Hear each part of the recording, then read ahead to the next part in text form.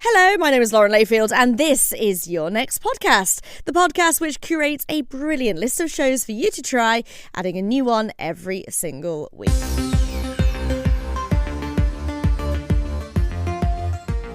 So there's a statistic that has been quoted a lot on the news, which blows my mind a little bit, and it's this.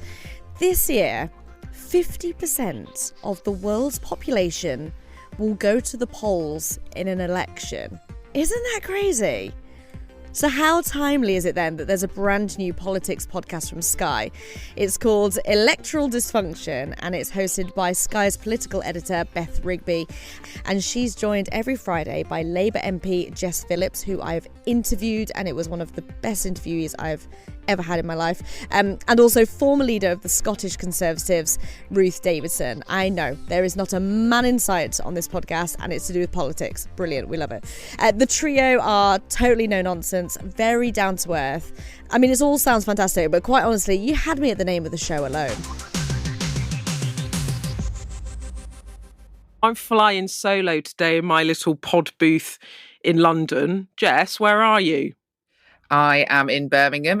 This is literally where I am is my bedroom, the dressing room part of my bedroom, because I'm very fancy. Ruth, where are you? Are you at home? I am in officially the best place in the United Kingdom to live. I'm in my house in North Berwick in East Lothian.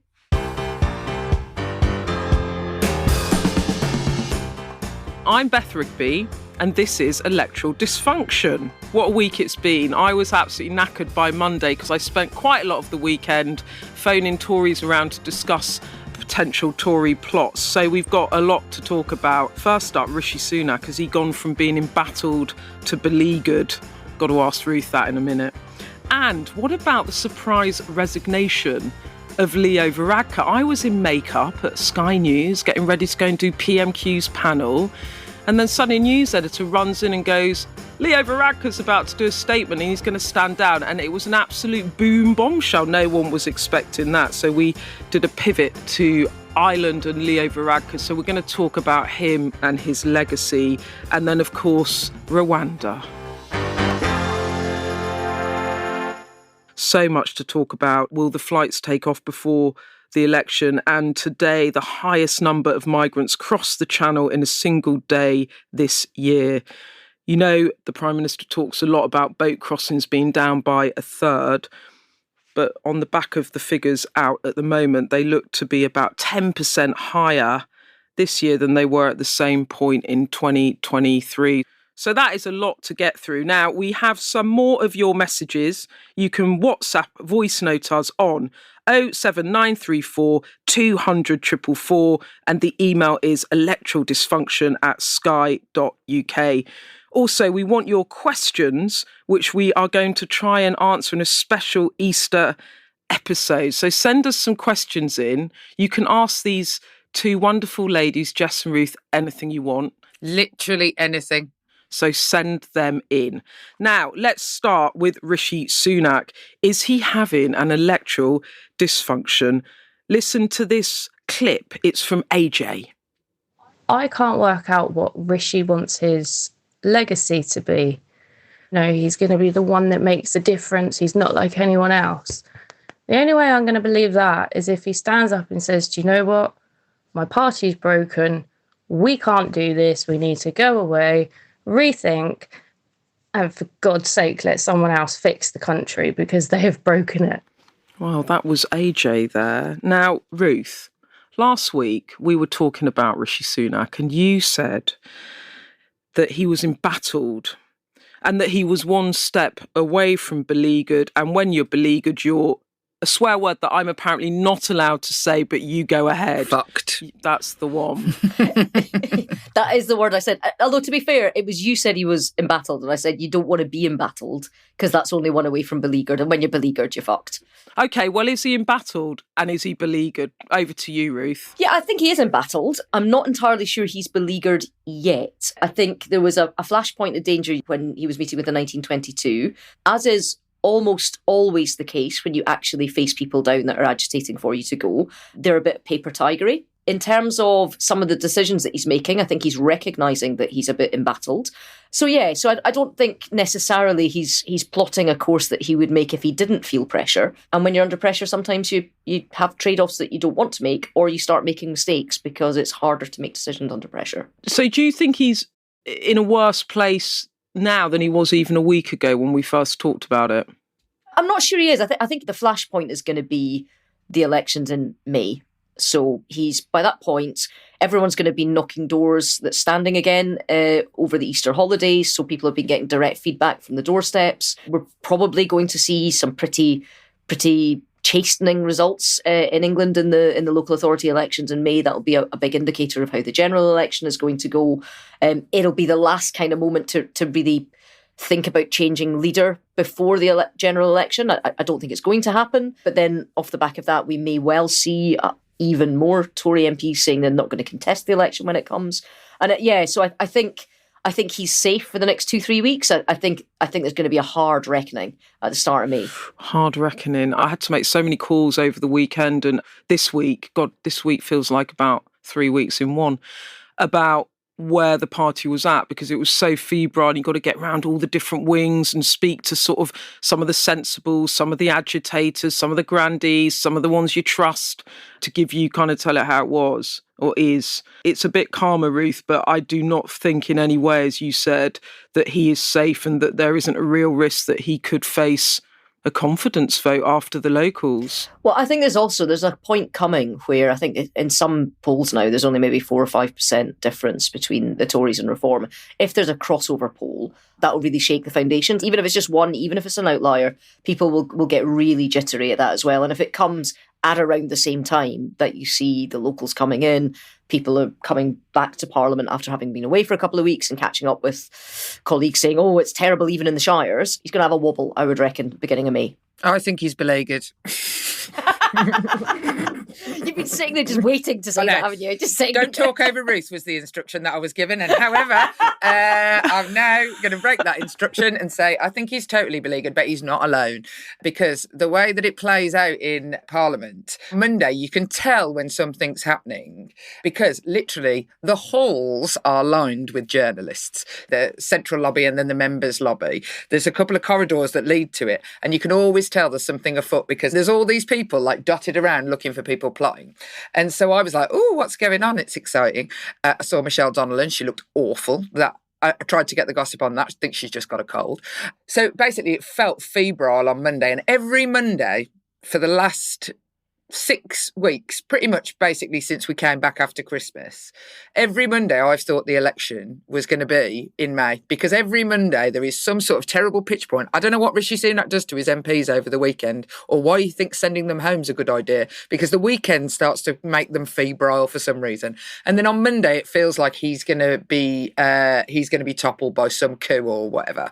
And then by Tuesday, it's sort of like everybody's just slagging off the cooers. And then by Wednesday, it's like he's all right again. And that happens every single week, week in, week out at the moment. And it's so tedious. They cannot get a coup off the ground because they are not a united force themselves. It feels like the whole thing is beleaguered, but it felt more beleaguered this week than ever before. You had people having argy-bargy in the tea rooms. Oh, who was argy-bargying? Well, I don't like to mention names, but people were argy-bargying with the immigration minister in the tea room. They were basically saying, why are you paying £3,000 for people to get on the Rwanda thing? Like, why don't you just clear the backlog? Genuinely, Tory MPs, like, being annoyed at the new flavour of the Rwanda story. They're beleaguered, a plague on all of them. Ruth, when you speak to some, you know, obviously lots of MPs as well, when you speak to some of your mates in the Conservative Party still knocking about Westminster and, you know, AIDS, etc., what are you picking up? Yeah, well, I mean, I think up until probably about autumn last year, there was still a question mark about whether this was going to be a 97 or a 92 election. And I think from about October onwards, everybody is expecting that it's going to be tough and that they're going to lose a lot of colleagues. And it's not going to be, you know, out of office for one term. It's going to be a pretty big kind of hit. But when we talk about this potentially being a change election, and you've talked about that in some of the past pods, are you saying that you think that the Tories could be out of power for not one term but two? If history's anything to go by, there is there's a gap by which it's hard to bounce back within a single term.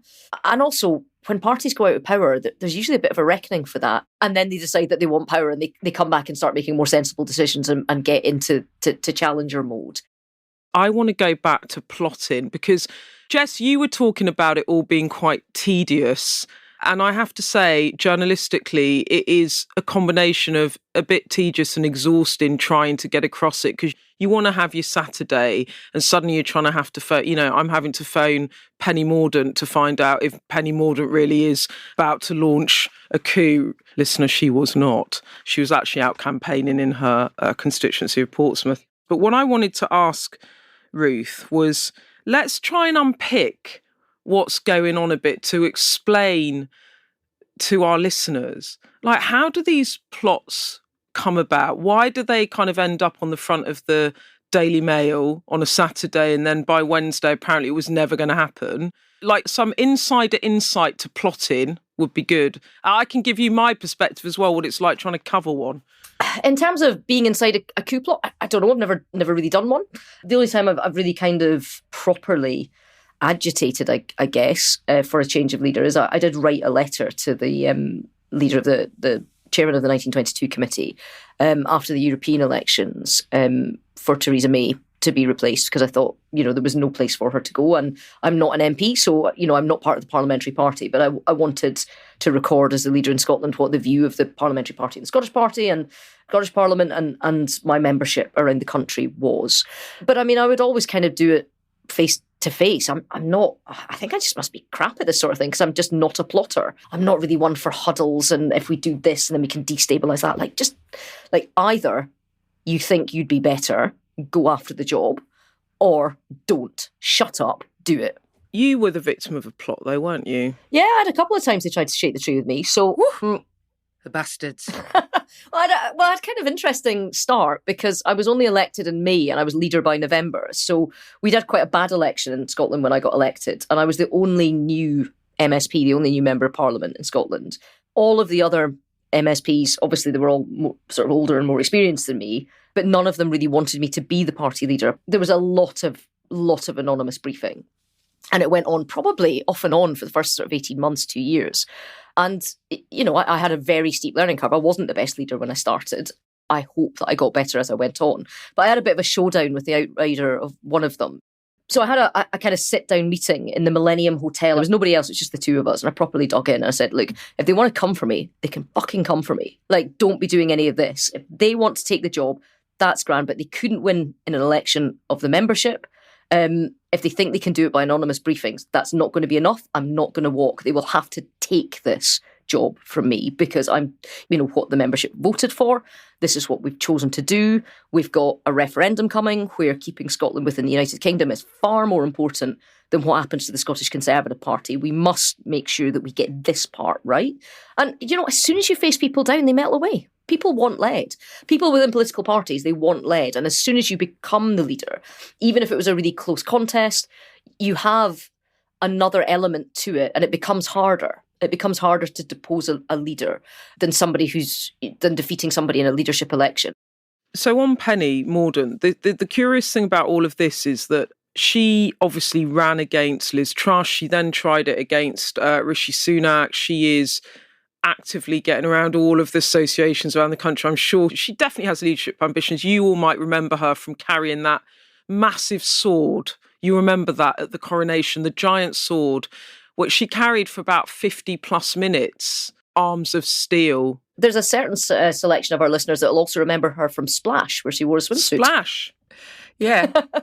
I can't think of anything I would rather less do than, one, wear a swimsuit on national television, never, and two, dive off the top board.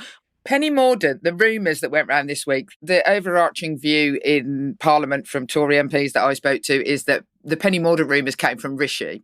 They came from number 10 as much as anywhere else. So they're trying to smoke out the opposition, which is not uncommon. So I think that that's the view, is that the plotting lots of it was coming from number 10 itself. But Penny Mordaunt is absolutely plotting, I don't think to topple Rishi Sunak, but to be the leader after Rishi Sunak, and rather than be the Prime Minister, but be the leader of the Tory party.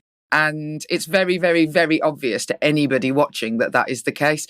Penny Mordaunt is absolutely on manoeuvres. So on the plotting thing, that's really interesting, Jess, that's going around, because you know what you were saying, Ruth, about kind of politicians do it all in the shadows. I actually had contact with Penny on Saturday, and she actually did say something. She didn't want to make a big deal. She didn't want to, as she said, fan the flames of it, but she told me the public are rather tired of these stories, and she made it clear that from her perspective, the stuff in the papers were nonsense.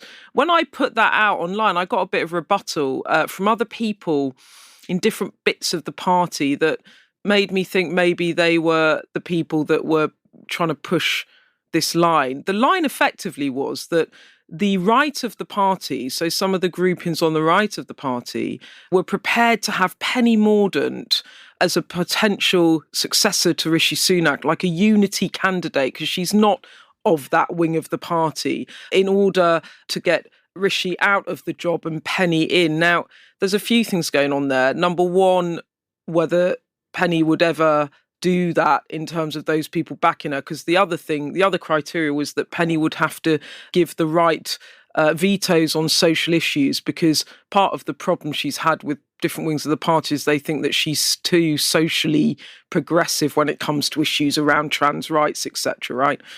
But the whole thing was kind of a little bit pie in the sky that Penny gets brought in order to kind of be a unity candidate in a party where they're fighting like ferrets in a sack, basically, for ascendancy. So, you know, Jess, you were absolutely spot on. Penny, of course, is on manoeuvres. Grant Shapps, he reckons himself for the job. Ruth, Grant's having a little go. You got Kemi Badenoch. There's lots of talk around her still. Priti Patel, my early little candidate that I mentioned. Oh yeah, Priti. Flying under the radar. Priti also might get the backing of Boris Johnson, of course. Yeah, I reckon she would. I agree with you. I think we're on the money from the very get-go. Priti Patel is flying under the radar, but making up ground, maybe overtaking people in this race, but we just don't know it yet. I mean, I think that, you know, you've read out a whole list of people as potential candidates to replace Rishi Sunak and be the Prime Minister. And I think the more people look at what the alternatives might be, the more they're going to bang their desk to Rishi Sunak every time there's a 1922 committee. Because, you know, whatever you think of his ability to do the politics of politics, as a serious person who is smart enough for the job, who is qualified enough for the job, you know, he is, you know, who works hard, who is, you know, has a solidity about him. He is all of these things. It might just be that the Tory party just has to go into the next election, you know, with their chin out, with him as Prime Minister. And I think that is what's going to happen. You talked about May the 2nd being a wobble. How big a moment is it going to be? Ruth, do you think he will face a confidence vote after May the 2nd? And for listeners, a confidence vote is when 50 or so Conservative MPs put a letter in to the chair, to the convener of the backbenchers, to say that they don't have confidence in a Prime Minister, and then it triggers a vote. It depends. It depends whether May the 2nd is a bloodbath or whether it goes into the realms of annihilation. Like, being a bad night is already priced in. It's how bad a night it's going to be. And if it's much worse than people think it is, then I do think there is a high chance that there might be, in almost a kind of last roll of the dice sense. But then we come back to, who are the potential runners and riders? Are they better than the current Prime Minister? Are they able to communicate a better narrative to the public? And are they more popular? And, you know, you're looking around the current sort of crop of people that are being mentioned, and there's not very many that I can see that fulfill that. I was talking to a Conservative Party source the other night, and they said that Conservative campaign headquarters, they're basically the people that run the election, now want to be ready for an election in June in case the Prime Minister does face a confidence vote, in which point he can call an election, right? That's only one source, just to put it into context. And I put that to someone who is, agitating, and they said that if the PM tried to go to the country to forestall a leadership challenge, he would be removed before he got to the palace. Jesus. I know the bat phone is hot today. That, again, that sounds classic paper tiger tough talk. How do you stop a prime minister from going to the palace when the Sky News copter is in the air following him along? I don't think so. You talk to people that are doing the coup chat more than I will. They wouldn't come to me, but they would go to you and they would drop a bit in here. So who is it? Is it the outriders? Is it sort of MPs talking for their pals that they want to get into it, that think that they're getting ahead and doing it first? Is it the people themselves that have their eye on the job? Come on, tell us. I think that part of the reason that this is all quite febrile and people don't really know what's going on is that it's all in the shadows, right? So all of the principals are hands clean, and they've got proxies, and there's outriders, and there's gossip, and it builds up, and then someone will say something. And that's what, when I said that I had to make a lot of phone calls, I had to make a lot of phone calls because it's very disorganised. And when it's very disorganised, you have to go across lots and lots of different sources in order to try and piece together a picture of things that are unclear, which is why it is quite hard and it takes a lot of time, and that's why I get grumpy. Genuinely, this is tough to cover.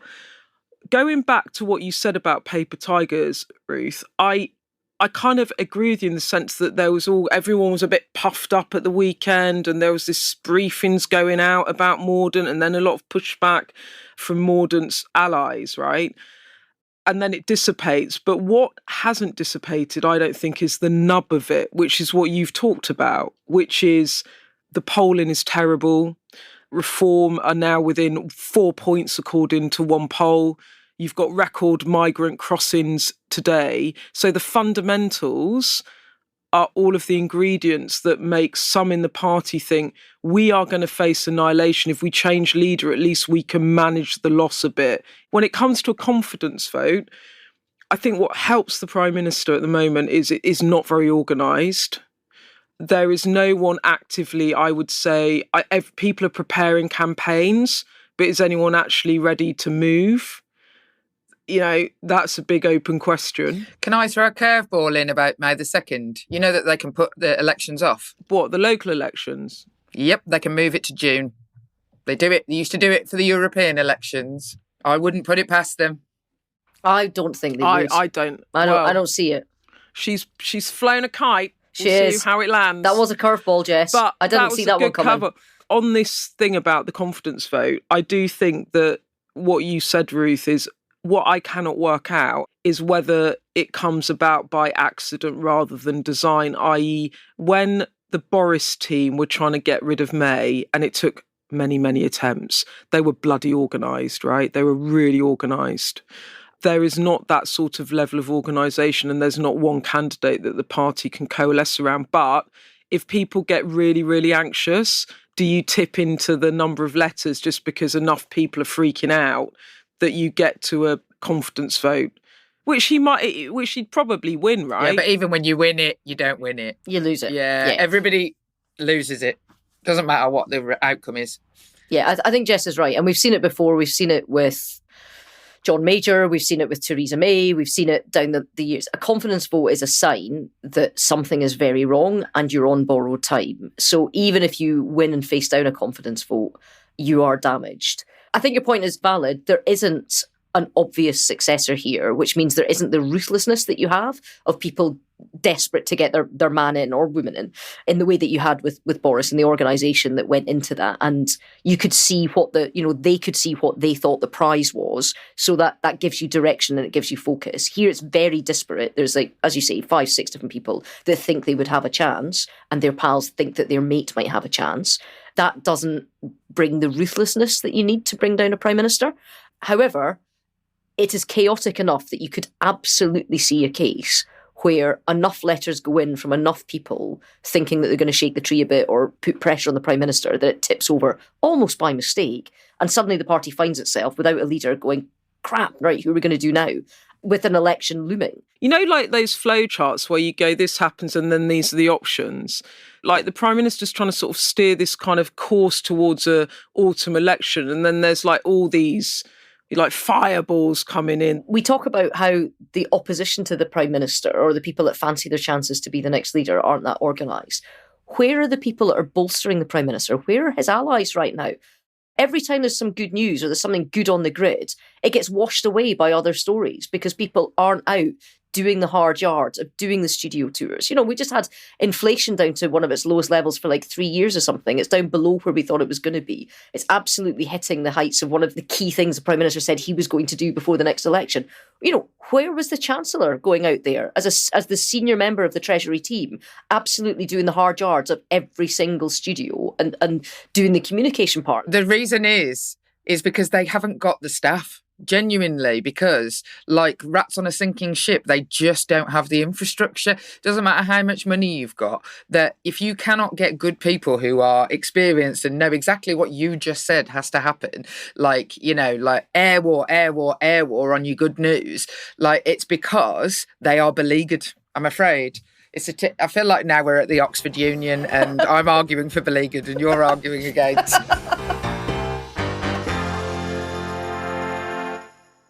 Right, Leo Varadkar. Now, what do we think about this? He dropped the bombshell. He's 45 years old. He's been the leader of Fine Gael for 7 years. He's been the Taoiseach, that's the Irish Prime Minister, for 2 different stints.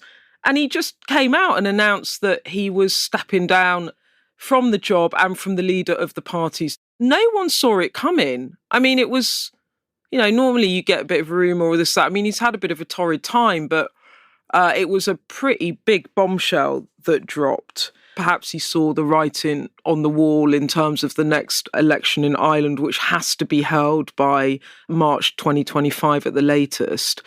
But do we think he's come out on top this week because he's gone on his own terms at a time of his choosing? What do you think, Jess? I think that you could definitely make that argument, and you could make there's a number of sort of progressive, well-loved leaders recently who appear to come out absolutely on top.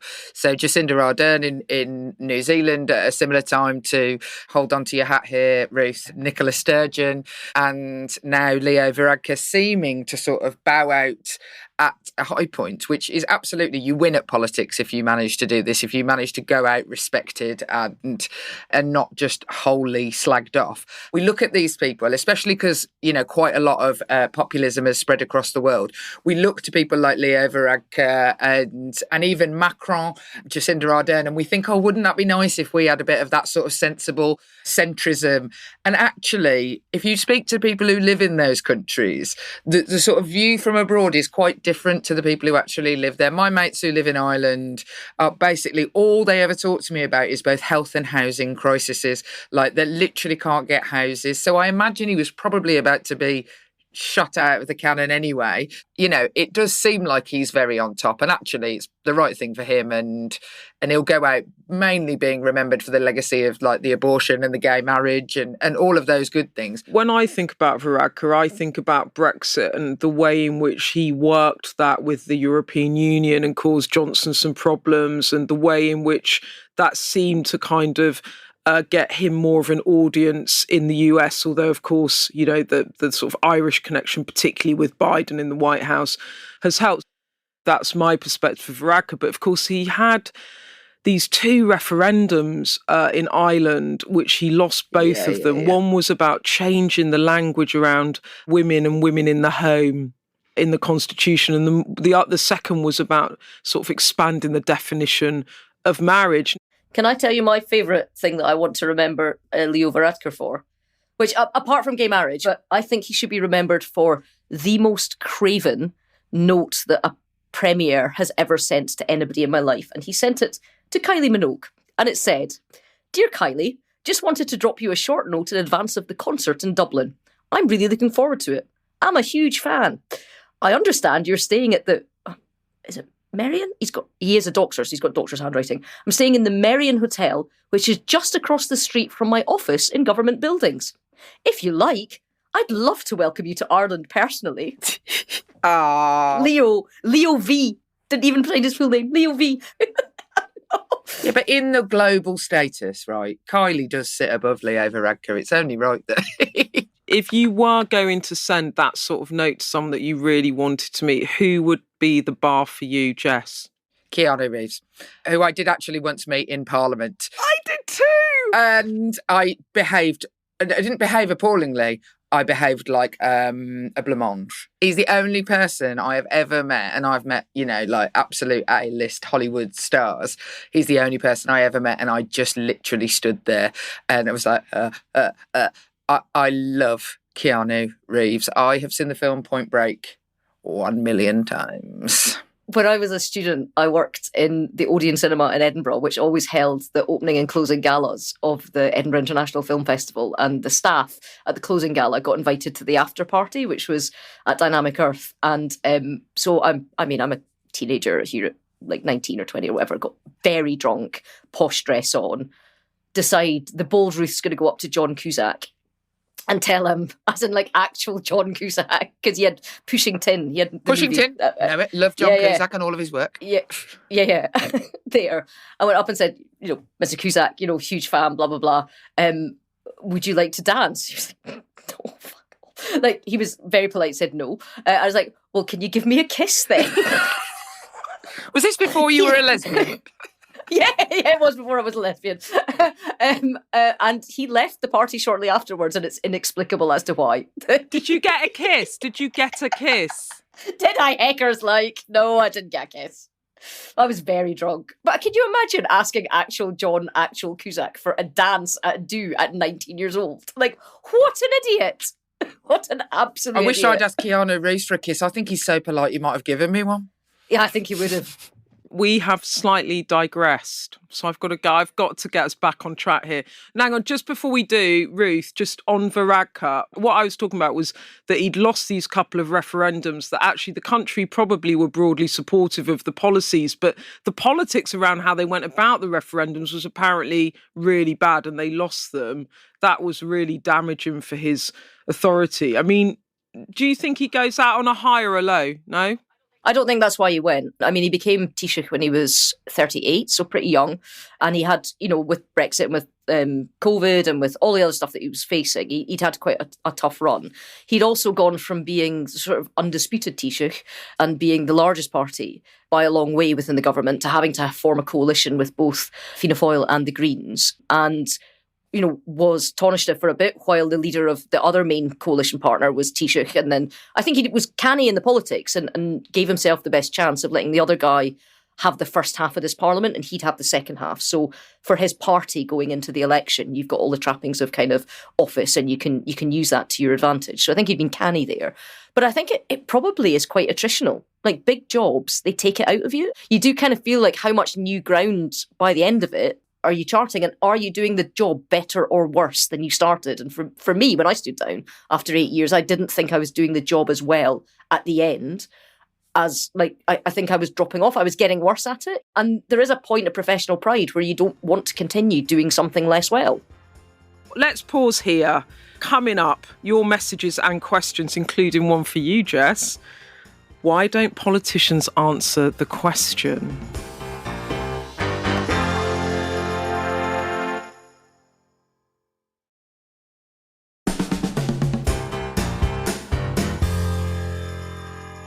Welcome back. Let's talk about Rwanda. Now, the bill, which is about deporting failed asylum seekers to Rwanda, has been sent back to the Commons after peers rejected it, a defeat for the government. Now, Jess, I think to any listener out there, when we talk about a bill being ping-ponged and going back from the Commons to the Lords, can you explain what the hell is going on? So the Lords have put in loads of changes to the legislation that frankly would liberalise it. So it's things like no children, no pregnant women would be able to be sent. It's other things about what has to be put in place before Rwanda happens, like safeguards about monitoring human rights and that sort of thing. And then when they put those changes into the bill, it comes back to us and we vote on whether we want to keep those changes in. I voted for every one of the changes that the Lords asked for, and then it gets sent back to them. Now, ping pong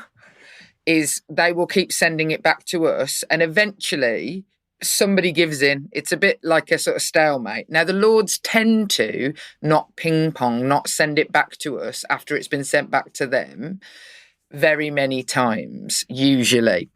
And there's a couple of categories where they don't do it. They don't do it if it was in the manifesto.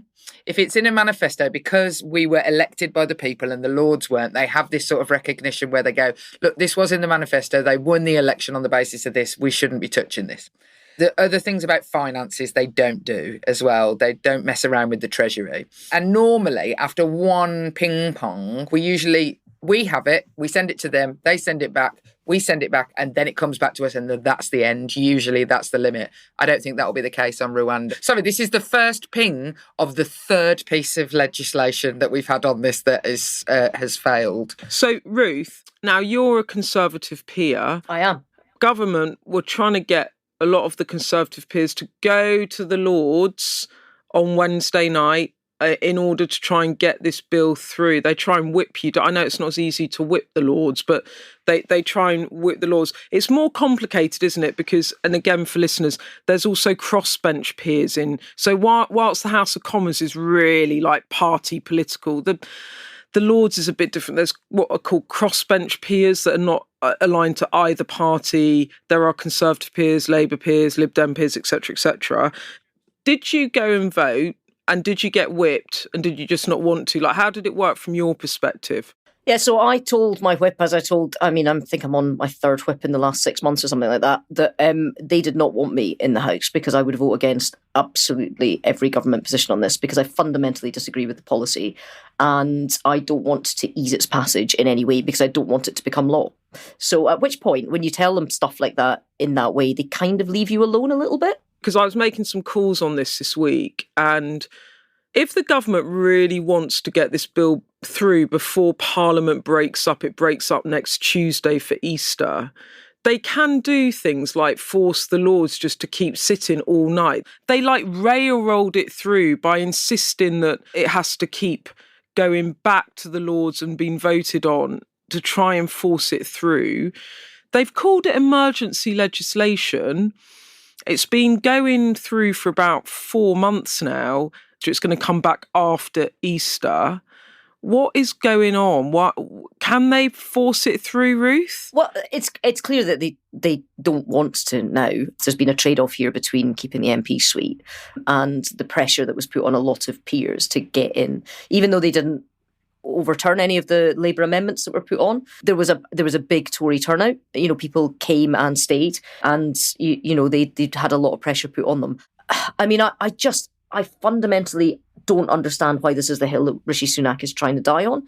Because the dogs in the street out there know that this won't make even a percentage difference to the amount of migration that comes to this country or not. If you want to do something on immigration, and I am out of step, will hold my hand up, I'm out of step with my party and with many people in the country about how we should talk about immigration and where the numbers should be and how we should be making sure that we have much more legal routes, that we are attracting the people that we want to come to this country, that we have a much fairer way of doing the assessment, and that we have a much quicker way of returning people who aren't supposed to be here that we say no to, rather than something like this, which is gimmicky. So I just don't understand either the politics of it or the symbolism of it. What's interesting to me as a hack about this, Ruth, is the fact you are so strongly against the policy and the fact that so many people in your party are so pro it. I'm not sure that many of them are sold on this policy. They're sold on looking tough on immigration because they have pressures within their own constituencies. I mean, I think stopping the boats was the wrong tagline because it's impossible to happen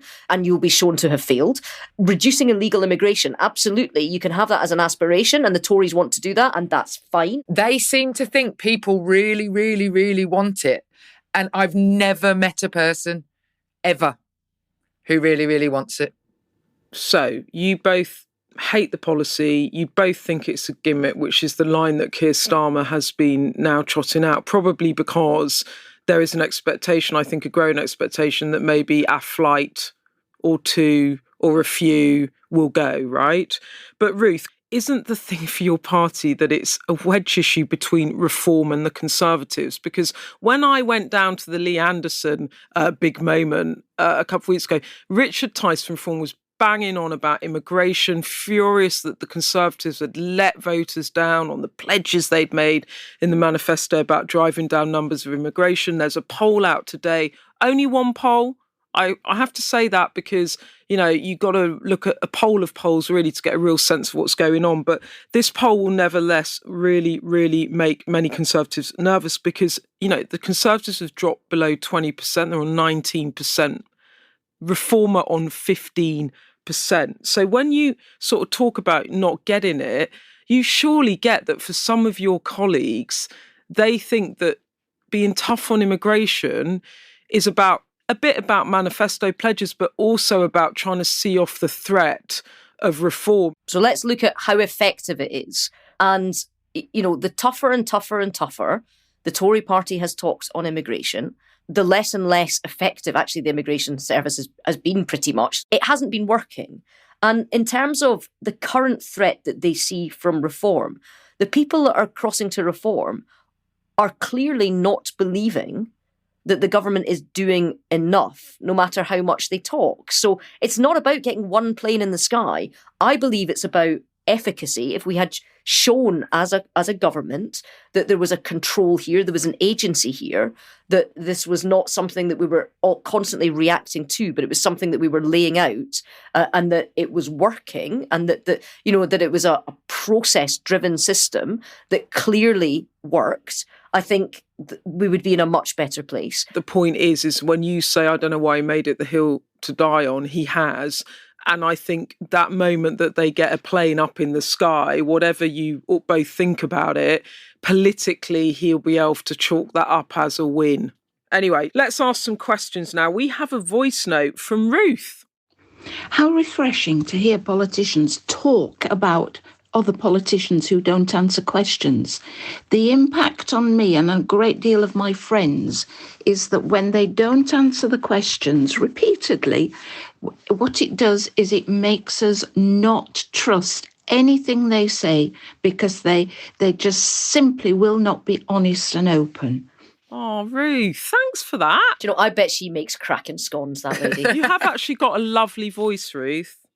Why don't politicians answer the questions? Jess, take it away. They don't answer the questions because they were sent there to land a line that they have been told that they have to get across. And sometimes that's noble, Ruth. Sometimes you're there to talk about a specific policy that would be a good thing. And actually some terrible thing has befallen somebody else, or some of the news story has come up, and it's really quite irritating because you were there to talk about the thing you might have worked on for years. So you go, oh, and they try and get the line across. So that's the generous answer. The truth is as well is that before a politician goes on like your Koonsberg or sits in front of Badass Beth, they are literally drilled by there's 4 people, and they're going and they practice the answers. The truth is that they're worried that they'll get held accountable for some of the things they say. You can accidentally say something and for it to be misrepresented, and then it's your whole week's work gone. And so you're trying to guard against that. What I wish politicians would understand, though, is that it's so unpopular. It's really deeply unpopular. So you should just answer the question. And sometimes, you know what, if you don't know the answer, just say, I don't know the answer. I don't know. And I know maybe I should know that. But the trouble is if you were that honest, the headlines for the rest of the week would be, Minister doesn't know what they're talking about. So we're in a sort of catch-22 about why politicians don't answer the questions. Ruth, what do you think? I think Jess is absolutely right in terms of kind of what's at stake. And there are some questions that, you know, the way it's framed, what the journalist is trying to get out of it. You get kind of canny at dealing with journalists that are trying to do the kind of gotcha interviews. But a lot of journalists aren't. They're actually asking you a question that they feel is their job. As somebody that was a journalist for 10 years before I was a politician, I've always kind of appreciated the fact that I always felt I was asking on behalf of either my listener or the reader. And it's the answer to the questions that they want to know. Like I say, I've been really lucky because as the Scottish Party leader, I had my own mandate. You know, I've never in my entire political life really been subject to either preferment or promotion or anything like that. So nobody's ever been able to dangle a carrot for me being well behaved or really sanction me for being badly behaved. So I've got to be allowed to answer it in the way that I want it. And I fundamentally believe that even if you say something that you know the person that you're speaking to is going to disagree with, if you can explain why or explain that you really believe it, they will respect you more even if they disagree with you. Just to pick up on that, Ruth, as well, like as someone that is asking the questions, I've done a few interviews this week and I've had a couple of politicians, I won't say who they are, but they were just, whatever question I asked them, it was like the Rolodex in their brain went, inflation answer, Labour spending plans answer, and they gave me a completely anodyne answer that was not answering a question that was a line to take. Because what happens is politicians get given a briefing from central office or from the leader's office about lines to take in interviews. Now, more sophisticated politicians will take the lines to take and they'll make them their own lines. So it makes it sound like they're actually answering. When you probably get really annoyed is that they are literally trotting out lines to take. And then that also can create quite a bad interview, I think, because then the journalist gets annoyed as well. And the bigger issue about it is, and I agree with Ruth on this, is just that you then just do a disservice to the listener, because it's not the journalist you're not answering, it's the actual viewer or the listener. So, and I also think that saying I don't know is actually is a reasonable answer. But I also think that there is a difference between, like, what's nice about doing this podcast is that we can actually chat.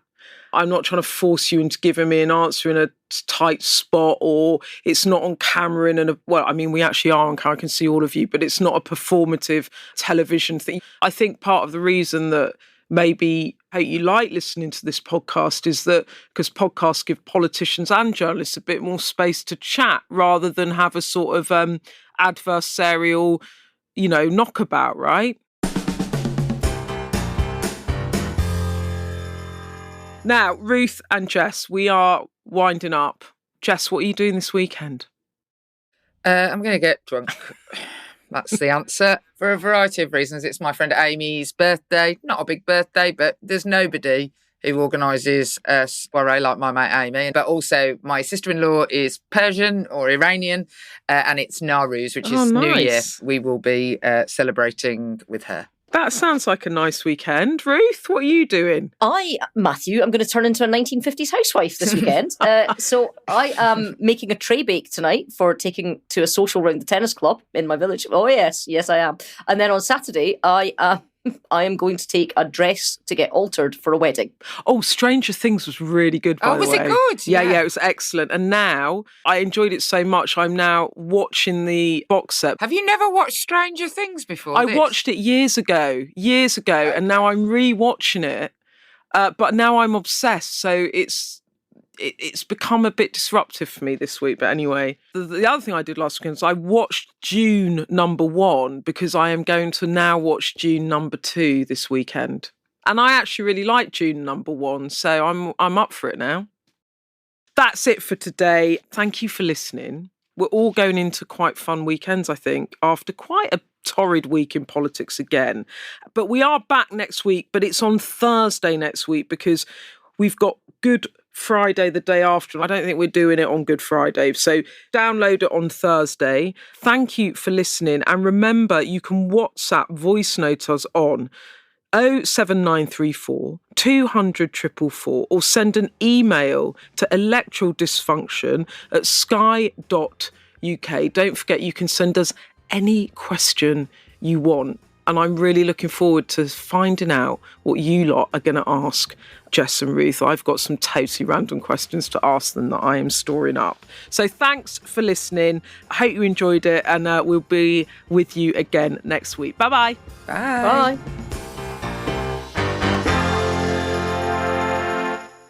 mean, it's great. Talk about refreshing. I have immediately added this to be downloaded every single week, and I strongly recommend that you do the same. It's produced by Sky. Electoral Dysfunction is out weekly and available on Spotify, Amazon, Apple, or wherever you're listening to this. Once you've tapped follow for Electoral Dysfunction, don't forget to do the same for this show too, so you can find your next podcast. All my recommendations from the whole series will also be on Podcast Rex at www.podcastrex.com. That is www.podcastrex.com.